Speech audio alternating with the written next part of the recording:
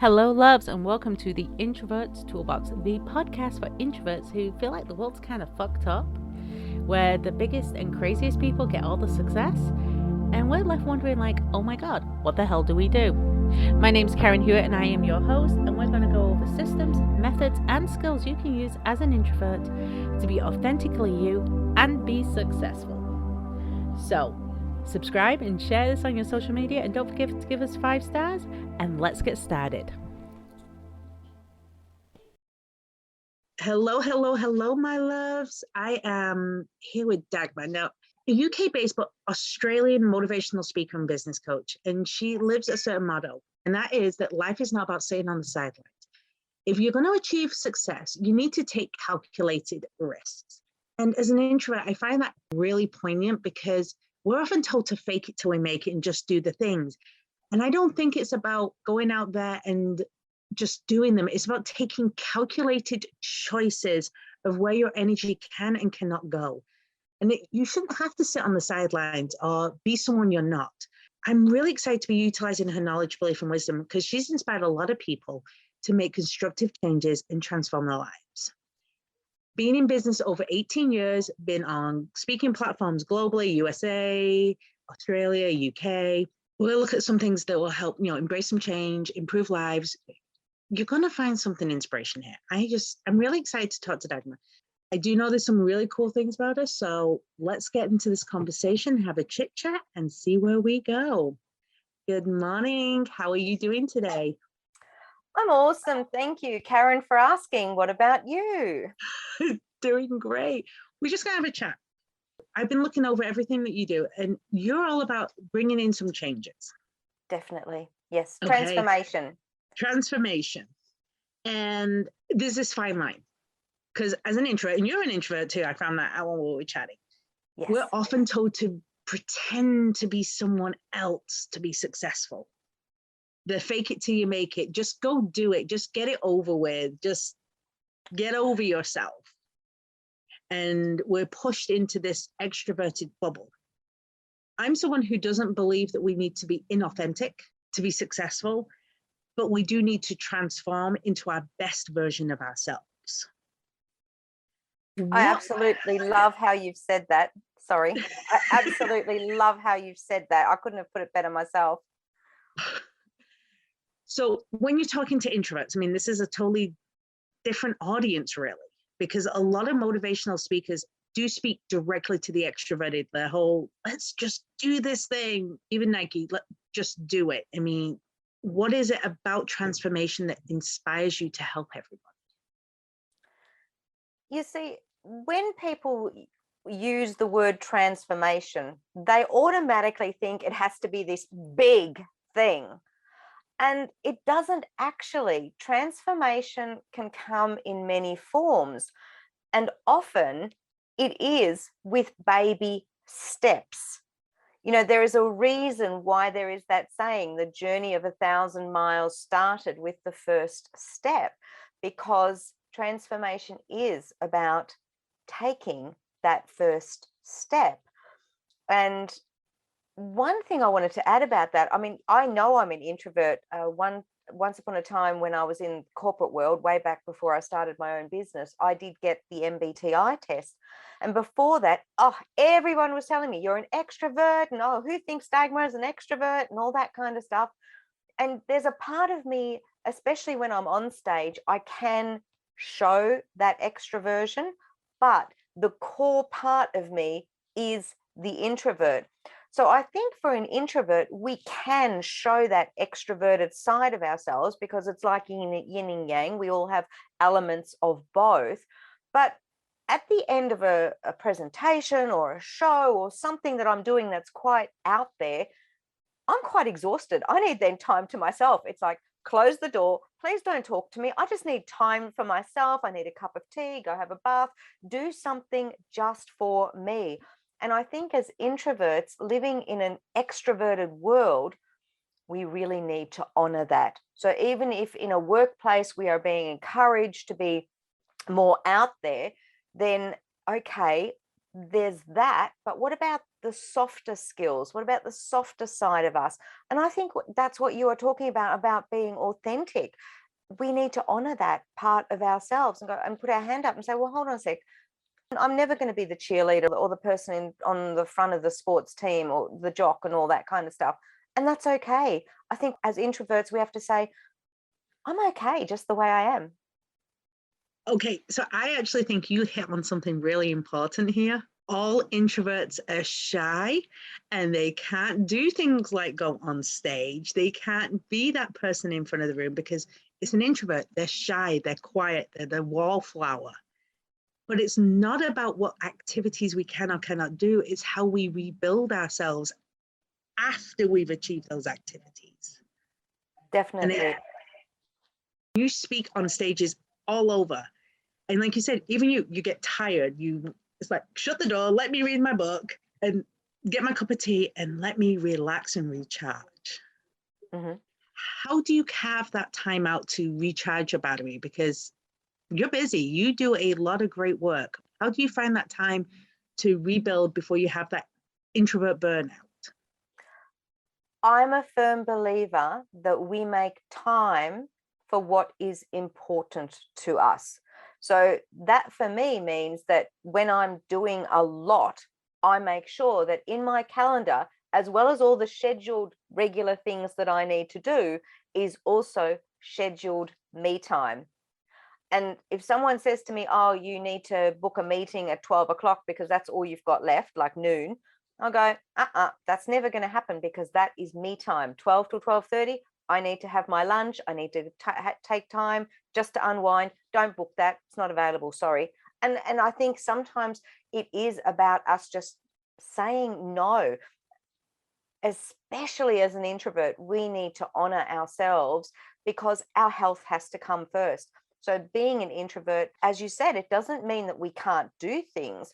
It's just that how we react to things is slightly different. So that means that our reaction and our follow-up from that needs to be slightly different. And that means blocking out time for yourself. I love that. I put scheduled time on the calendar for me. This is, I'm sleeping, I'm eating, I'm relaxing, go away. Exactly. So we kind of touched on doing things and booking out me time. Obviously, you have some really big goals in life, and you help a lot of people that have these goals. And I have found that women and introverts, they tend to have like these little mindset blocks that really prevent them from moving forward. They're like, I'd love to do this, but I can't. They'd be like, I really want to speak on stages, but I can't because I'm introverted. I want to be an author, but I can't because I can't put myself out. How would you advise someone to work through that mindset shift to help them achieve the big goals that they have? What an absolutely fantastic question. I believe that the words I can't are the two most disempowering words in the English language. I seriously do. And the first thing I would say is, but what if you could? Instead of I can't, and I can't is often a safety zone. Oh, I can't change my job. I can't leave my relationship. I can't move house. They're ways of unconscious keeping us a little bit safe, although it's not really safe because it doesn't necessarily mean that we're going to achieve our goals. It doesn't mean that we're going to be happy from that. So my shift on that is, yeah, but what if you could? And then all of a sudden there is that, okay, well, if I could. And all of a sudden that allows for the door opening to possibilities as opposed to I just can't. One of the key techniques we use in like NLP, something I do, is when people have such a block on that, they add the word yet. Well, maybe I can't do that yet. What do I need to do to learn about it? And it's the same thing. It's that whole open the door, make it possible. Absolutely. I think if we're going to be achieving these goals, I mean, everyone's got a passion, everyone's got a motivation, everyone's got something to do. One of the fundamental things that has to be there are these habits, these key habits that really shift you into being able to achieve these. What are some of those key habits that you're going to suggest to build on, to grow with in order to be able to shift your purpose into these goals. Okay. So in terms of the key habits of shifting into your goals, I do believe that there are certain things that we can do to change what goes on here inside the brain. And part of that has got to be about asking ourselves what we truly want. I don't know how many times I've heard people say, yeah, but I don't know when I'm going to be happy. But they don't even understand what that concept is. What is it going to take for you to be happy? I think one of the first things that we need to do is look at who we are and what do we really want, not just what we are told to want or what we might think we want or the things that might fulfill other people's expectations. No, but what do you really want?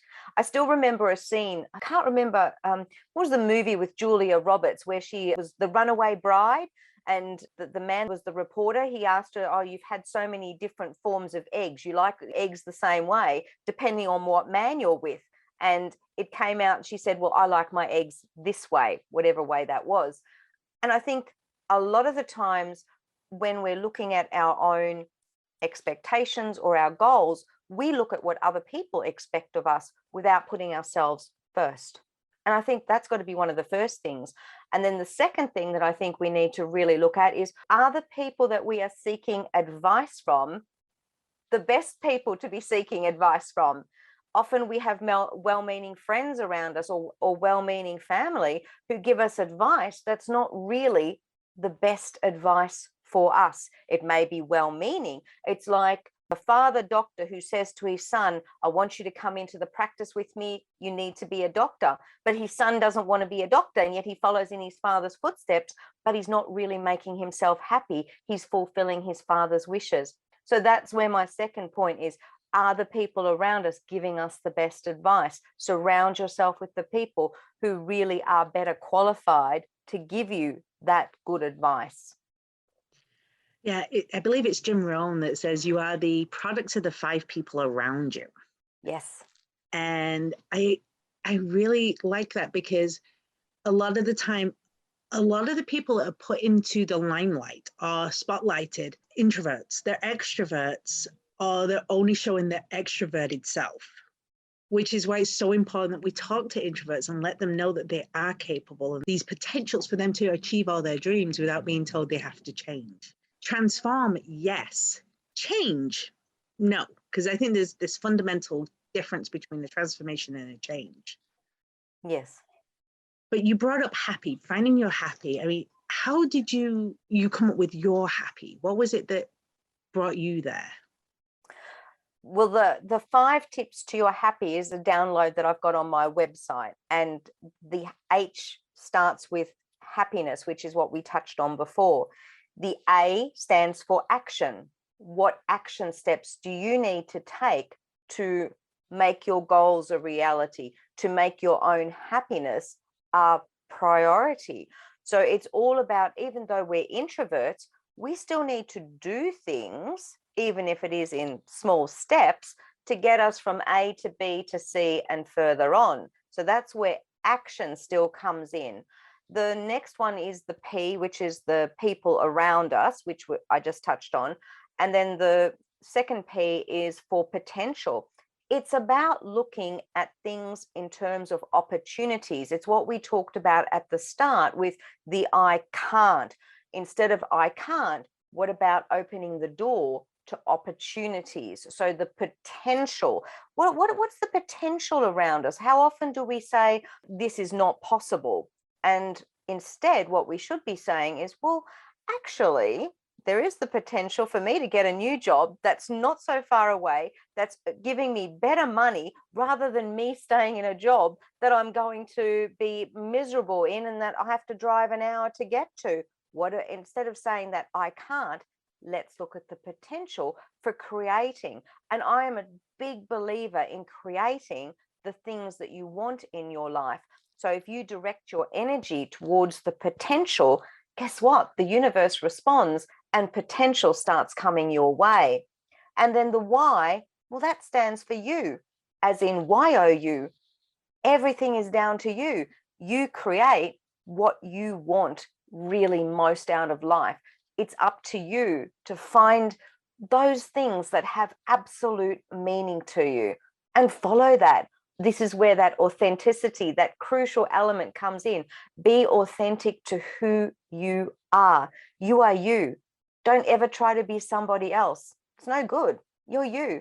And that is perfect for helping people in the world. You still have a purpose. It may not be the same as someone else's purpose, and that's perfect as well. Just be you. Yeah.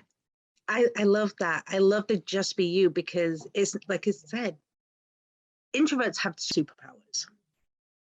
And we don't always tap into them because we're always told, for some reason, these superpowers that we have, they're made to be less in the cultural world because the extroverted superpowers are placed higher.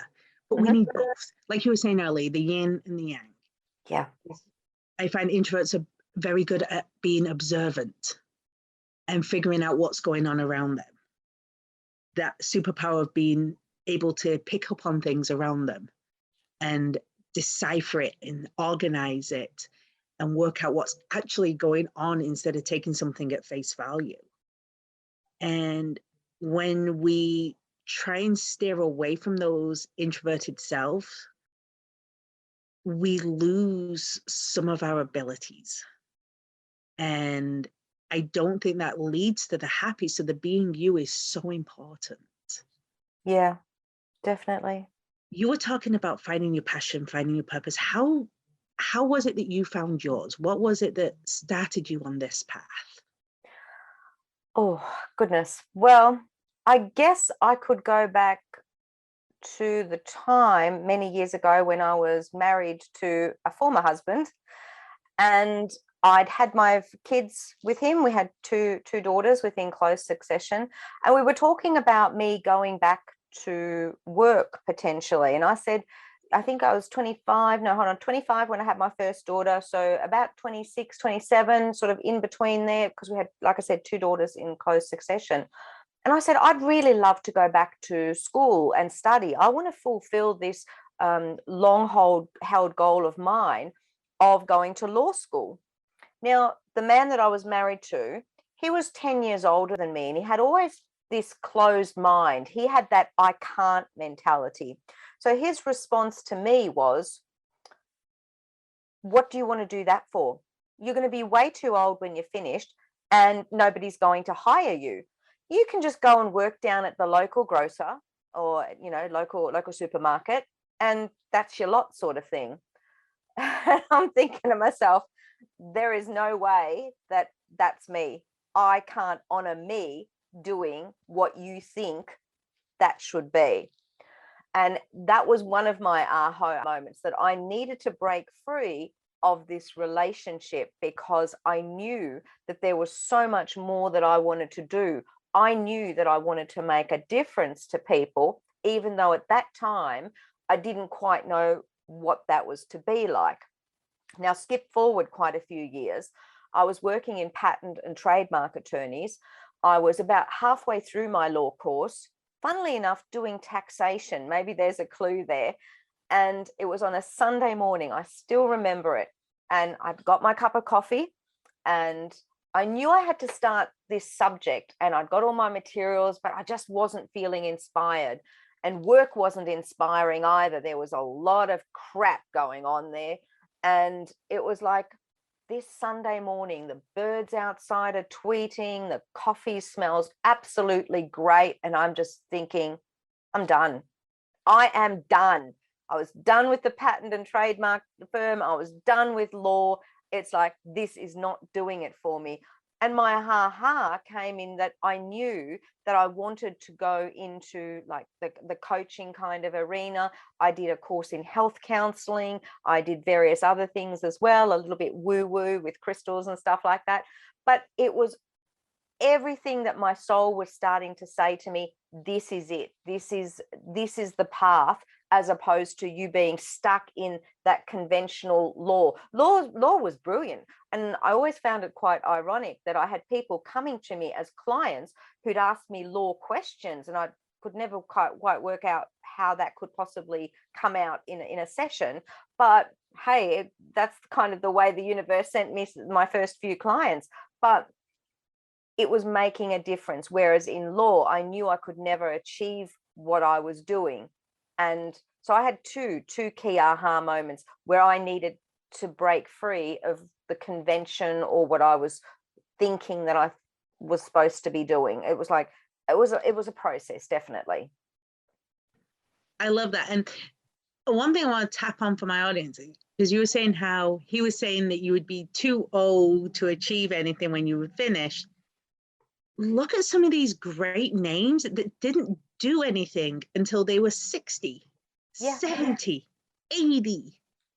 Age is never a reason to not do something. Yeah, I agree. What is it? Colonel Sanders, the KFC guy, he was retired. And look at what empire that is now. So anyone that's listening, never let anyone tell you you're too old, too introverted, too girly, too quiet, too shy. That's other people's limitations, not yours.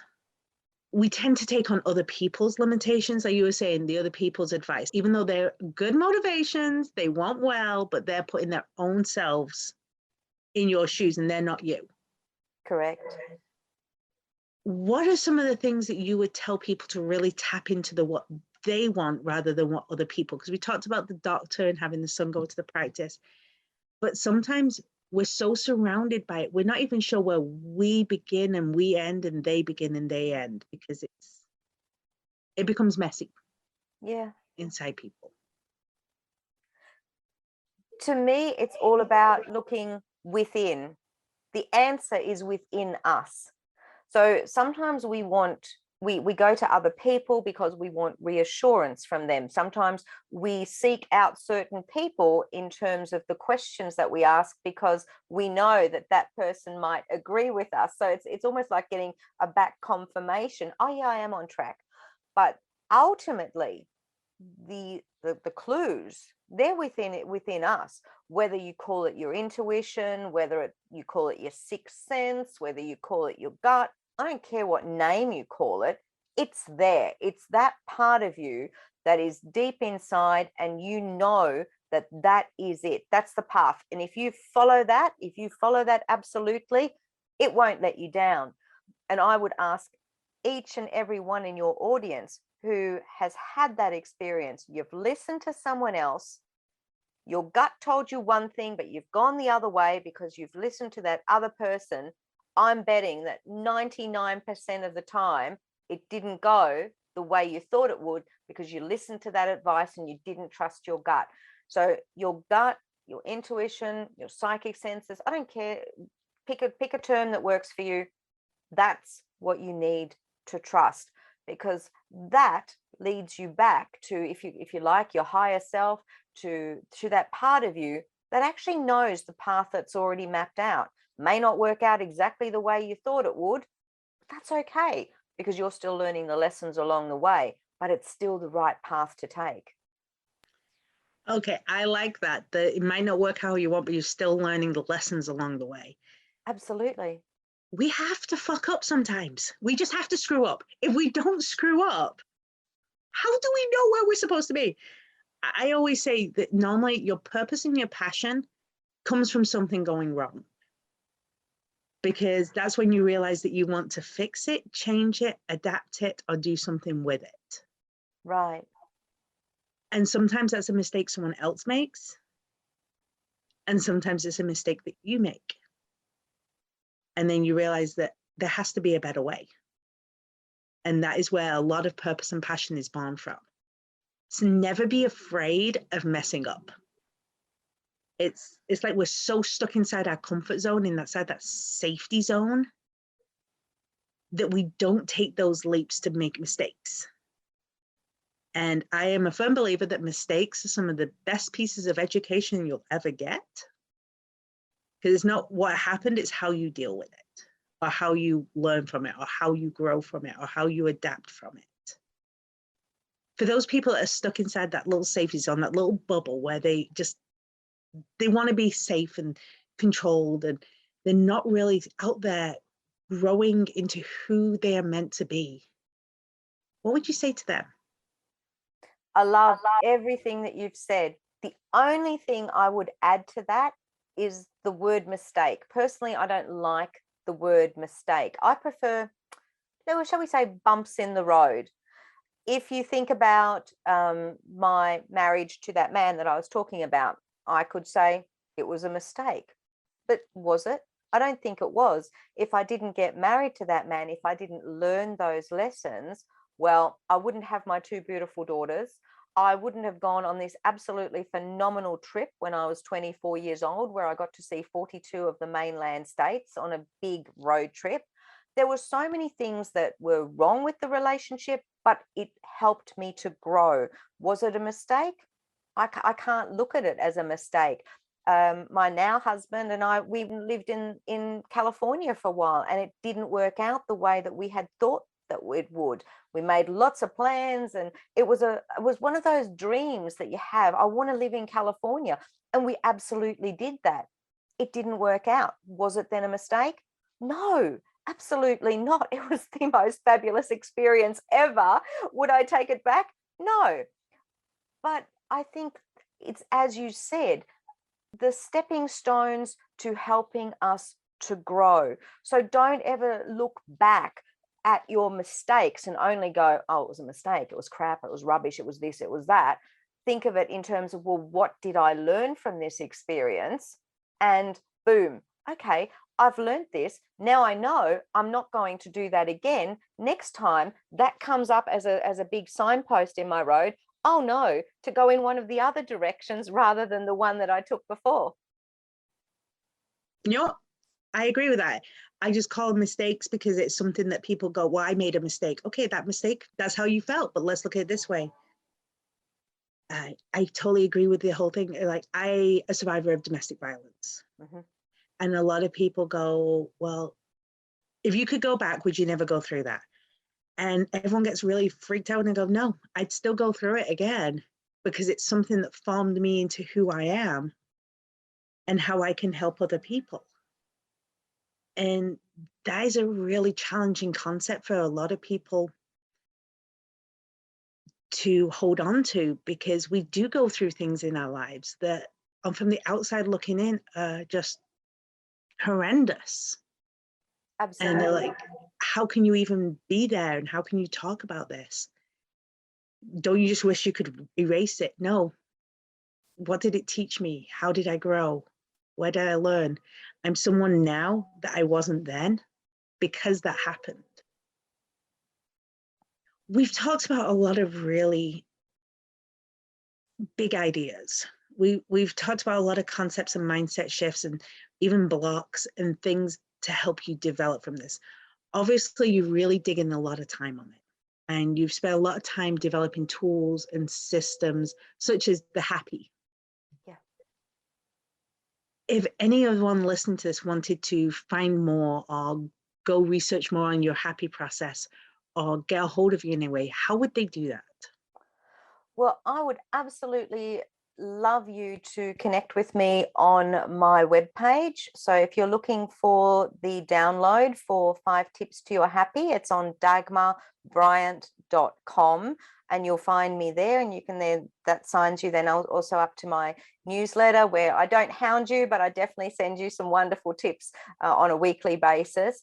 If you want to connect with me also on LinkedIn, I'm Dagmar Bryant. So I'm pretty sure there's only one of me. It's the beauty of having a unique name like Dagmar.